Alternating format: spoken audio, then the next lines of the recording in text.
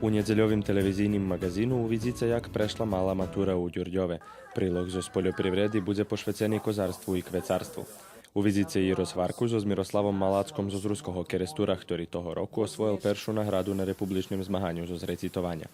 Tiež ste hodní vidieť, jak bolo na stretnúcu decoch predškolského возрасту, ktoré otrimané toho týždňa v Novým Sadze. A plánujeme i príloh zo festivalu chorského špívania u Verbaše.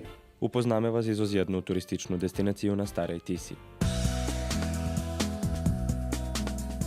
U predĺženiu našej programy na 21 hodinu budeme emitovať emisiu Široký plán, u ktorej vám predstavíme nezvyčajných malých maturantov zo Skocúra i jednu úspešnú klasu zo Zruského Kerestura. Provádzte našu programu na nedeľu, televízny magazín na 20 i Široký plán na 21 hodinu.